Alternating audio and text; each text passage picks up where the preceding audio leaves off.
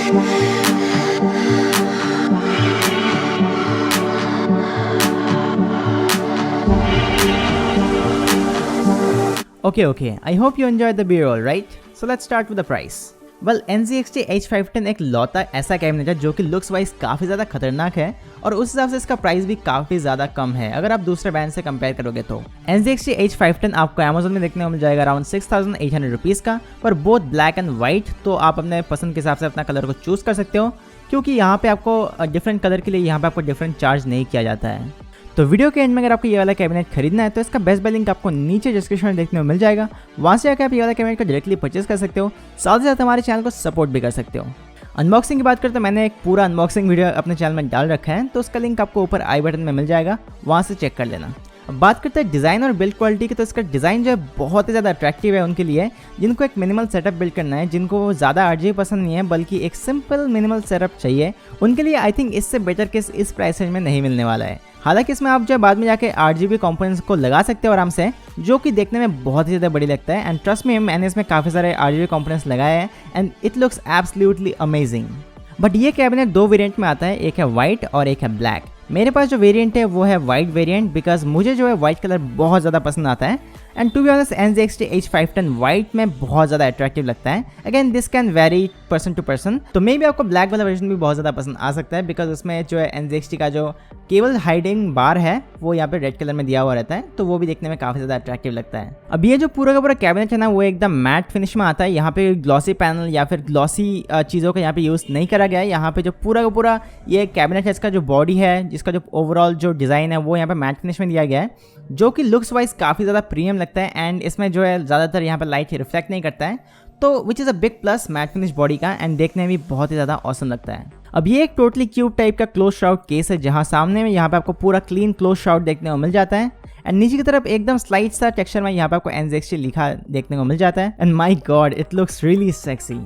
बात करें PSU shout की तो यहाँ पे आपको एक फुल PSU शाउट देखने को मिल जाता है एंड इसका design oh my God it has a seamless design and ये मुझे काफ़ी ज़्यादा अच्छा एंड यूनिक लगा है क्योंकि बाकी के जो केसेस आते हैं उसमें आपको फुल टेम्पर ग्लास देखने को मिल जाता है। लगभग 95% केसेस में आपको यहाँ पे फुल टेम्पर ग्लास दिया जाता है, बट इसमें आपको हाफ टेम्पर ग्लास डिज़ाइन देखने को मिल जाता है एंड ये मुझे बहुत ही अच्छा लगा क्योंकि इसमें PSU शाउट एंड ग्लास के बीच में कोई एक्स्ट्रा स्पेस नहीं रहता है एंड आई थिंक वो काफ़ी ज़्यादा क्लीन एंड मिनिमल लगता है and I am a fan of clean PCs। ऊपर से यहाँ पे आपको NZXT का लेजेंडरी केबल हाइडिंग बार देखने को मिल जाता है। अब ये भी व्हाइट कलर में है तो लुक्स वाइज ये काफ़ी ब्यूटीफुल लगता है एंड इस बार के नीचे यहाँ पे आपको बड़ा सा एक NZXT का लोगो भी दिख जाता है and with this NZXT is making things interesting here and चाहो तो आप इस बार को थोड़ा सा साइड में भी माउंट कर सकते हो सारे के सारे स्क्रूज को ओपन करके for better cable management. Case का टॉप साइड की बात करते हैं, यहाँ पे आपको total white matte finish body देखने को मिल जाता है और टॉप में यहाँ पे आपको सारे के सारे IO पोर्ट्स भी देखने को मिल जाता है अब एक बात है कि यहाँ पे आपको NZXT H500 में यहाँ पे आपको 2 USB 3.0 के टाइप A पोर्ट्स और एक हेडफोन जैक और एक माइक के जैक अलग से मिलता था, बट NZXT H510 में आपको यहाँ एक पावर स्विच देखने को मिल जाता है और इसी में यहाँ पे आपको एक वाइट पावर LED भी दिया गया है। एंड ट्रस्ट में डार्क में ये जो हेलो डिजाइन है ना वो काफी ज्यादा गॉर्जियस लगता है। इंटरेस्टिंगली इसी पावर LED में यहाँ आपको हार्ड डिस्क LED भी दिया गया है एंड वो कभी कभार ब्लिंक करता है हार्ड डिस्क यूजेस के दौरान।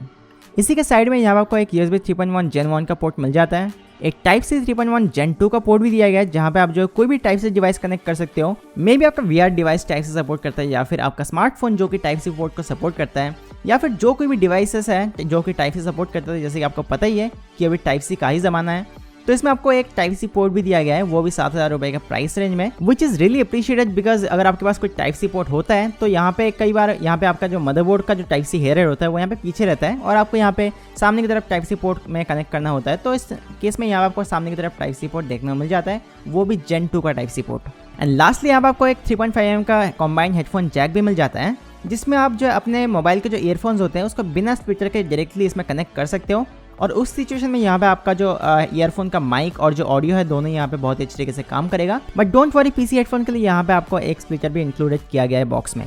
तो इस बार NZXT कुछ एक्स्ट्रा पोर्ट्स को हटा के H510 का जो डिज़ाइन है उसको और भी मिनिमल बनाने का ट्राई किया है। बात करते हैं साइड पैनल की, तो इसका जो साइड पैनल है उसका जो माउंटिंग डिज़ाइन है वो काफ़ी यूज़र फ्रेंडली है, यूनिक है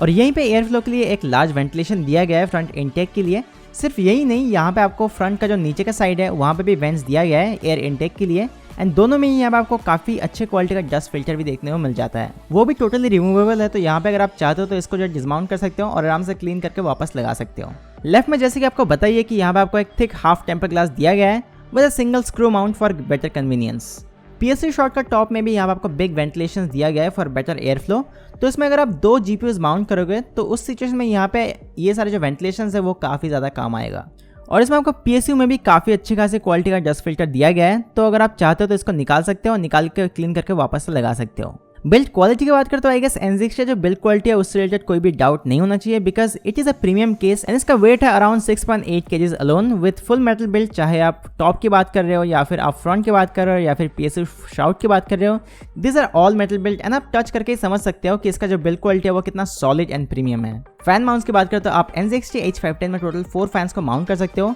पीछे एक 120 mm का फैन लग जाएगा, टॉप पे एक 120 mm का फैन मैक्सिमम लग जाएगा। फ्रंट में यहाँ पे आप या तो 2 120 mm का फैन लगा सकते हो या फिर 2 140 mm का फैन भी माउंट कर सकते हो या फिर ऑल्टरनेटिवली सामने आप जो है एक 240 mm का रेडिएटर लगा सकते हो या फिर यहाँ पे आप एक 280 mm तक का मैक्सिमम रेडिएटर माउंट कर सकते हो। इंटरेस्टिंगली इसका जो ट्रे है वो थंब स्क्रू माउंट है, तो यहाँ पे आप फैन का ट्रे को पूरा बाहर निकाल सकते हो, निकाल के आपका जो लिक्विड कूलर है या फिर फैन है उसको पूरी तरीके से अच्छी तरीके से माउंट करके यहाँ पे आप वापस से इसको लगा सकते हो। जिसमें से 2 non RGB 120 mm NZXT fans are pre included with the case जिसका max RPM is around 1400 with air flow of 50 CFM। तो ये जो प्री इंस्टॉल फैंस आते हैं उसका जो एयर फ्लो है वो यहाँ पे काफ़ी ज़्यादा है एंड काफ़ी अच्छा है बिकॉज हमारा जो मेरे पास जो डीप कूल का CF120 वाले फैंस है उसका CFM अराउंड 56 CFM, जो कि अलग से परचेस करने जाओ तो यहाँ पे आपको 3 फैंस का 3500 पर जाएगा। जहाँ पे आपको NZXT का जो प्री इंक्लूडेड फैंस आते हैं उसका एयर फ्लो काफ़ी अच्छा है एंड यहाँ पे आपको वो केस के साथ फ्री में मिलता है। तो यहाँ पे अगर आपके पास कोई 8GB कंपोनेंट्स या फिर 8GB फैंस लगाने का पैसा नहीं है तो you can use this fans as your primary cooling system. Drive mounts की बात करते हो H510 में यहाँ पे आप मैक्स टू मैक्स 2 3.5 mm का हार्ड ड्राइव और 2 2.5 mm का हार्ड ड्राइव या फिर SSD को माउंट कर सकते हो, जो कि केस के पीछे की तरफ दिया गया है। बट अगर आप चाहते हो अपना SSD को शोकेस करना तो यहाँ पे आप जो 2 2.5 mm का ट्रेज है उसको PSU के ऊपर भी माउंट कर सकते हो। बट यहाँ पे छोटा सा चीज़ आपको बताना चाहता हूँ कि यहाँ पे इसका जो 3.5 mm ड्राइव केज है उसको आपको पहले डिसमाउंट करना पड़ेगा। डिसमाउंट करने के बाद यहाँ पे आपको सारे के सारे जो हार्ड ड्राइव है वो लगाने पड़ेंगे। वैसे तो हार्ड ड्राइव ऐसे लग जाता है बट यहाँ पे अगर आपको हार्ड ड्राइव को स्क्रू से टाइट करना है उसके लिए यहाँ पे आपको पूरा और केस को यहाँ पे निकालना है, मतलब कि अनमाउंट करके यहाँ पे निकालना है। निकालने के बाद यहाँ पे आप जो है सारे के सारे हार्ड ड्राइव को यहाँ पे स्क्रू से टाइट करके वापस से यहाँ पे आपको लगा देना है। और इंटरेस्टिंगली यहाँ पे जो ये हार्ड ड्राइव केज है उसको आप यहाँ पे सरका भी सकते हो राइट और लेफ्ट में। तो यहाँ पे अगर आपको केबल मैनेजमेंट के लिए और भी ज़्यादा जगह चाहिए तो यहाँ पे आप इसको राइट और लेफ्ट में यहाँ पे आप जो थोड़ा सा पोजीशन चेंज करके अपना जो केबल मैनेजमेंट है उसको और भी अच्छी तरीके से कर सकते हो। CPU एंड GPU क्लियरेंस की बात करते हो इसमें आप मैक्स टू मैक्स एक 165 mm का यहाँ पे CPU कूलर लगा सकते हो और GPU इसमें आप जो है मैक्स टू मैक्स एक 381 mm का लगा सकते हो, मतलब कि मैक्सिमम लेंथ का। बट फ्रंट रेडिएटर के साथ यहाँ पे आप मैक्स टू मैक्स एक 325 mm का GPU यहाँ पे आप माउंट कर सकते हो। फाइनली केबल मैनेजमेंट की बात करते हैं। केबल मैनेजमेंट इस कैबिनेट में जो है मुझे सबसे बेस्ट लगा है। आपको इसमें केबल मैनेजमेंट के लिए पीछे के साइड में यहाँ पे आपको 19 to 23 मिलीमीटर का जगह दिया जाता है, जिसमें आपका सारा का सारा बड़े से बड़े केबल्स जो है यहाँ पे आराम से फिट हो जाएगा। और इसमें आपका PSU केबल्स राउट करने के लिए आपको बहुत सारा चैनल्स भी दिया गया है, CPU केबल्स या फिर 24 पिन केबल्स को राउट करने के लिए with a very good quality Velcro strap, जो कि बहुत ही बढ़िया है। एंड ये आपके PC बिल्ड का जो एक्सपीरियंस है ना, वो काफ़ी ईजी एंड कन्वीनियंट बना देता है। अब फाइनली बात आता है एयर फ्लो की। तो बहुत सारे लोग बोलेंगे कि NZXT जो एक क्लोज शाउट कैबिनेट है तो इसमें एयर फ्लो जो है उतना अच्छा नहीं है, बट ऐसा बिल्कुल भी नहीं है। इसका जो ओवरऑल डिज़ाइन है ना, वो मेरे हिसाब से काफ़ी ज़्यादा एयर फ्लो फ्रेंडली है। एंड इसमें आपको फ्रंट इनटेक के लिए काफ़ी सारे वेंट्स दिया गया है, एंड साइड में नीचे में यहाँ पे आपको पावर सप्लाई के ऊपर काफ़ी सारे वेंट्स दिया गया है, जहाँ से काफ़ी अच्छा खासा एयर पास हो जाता है। एंड मैंने इस केस के साथ अपना CPU को जो है स्ट्रेस टेस्ट करा था लगभग 10 मिनट्स तक, और सारे फैंस को यहाँ पे मैक्स कर दिए थे। तो मेरा जो CPU का मैक्स टेम्परेचर जा रहा था वो यहाँ पे 71 डिग्रीज तक गया है, जिसको मैं कूल कर रहा था मेरा कूलर मास्टर का ML120L लिक्विड कूलर से, जो कि एक 120 mm का लिक्विड कूलर है। और CPU में मैं यूज़ कर रहा हूँ Ryzen 5 3600, जो कि एक काफ़ी डिमांडिंग CPU है। एंड इसका जो आइडल टेम्परेचर मेरे को मिल रहा था वो मिल रहा था अराउंड 42 डिग्रीज तक, जो कि मेरे हिसाब से काफ़ी एक नॉर्मल टेम्परेचर है। जैसे अगर आप इससे सस्ता वाला जो CPU होता है वो लेते हैं तो उसका जो नॉर्मल टेम्परेचर रहता है वो रहता है अराउंड 37 डिग्रीज तक का। और जैसे कि मैं यहाँ पे एक कूलर मास्टर का 120 mm का लिक्विड कूलर यूज़ कर रहा हूँ,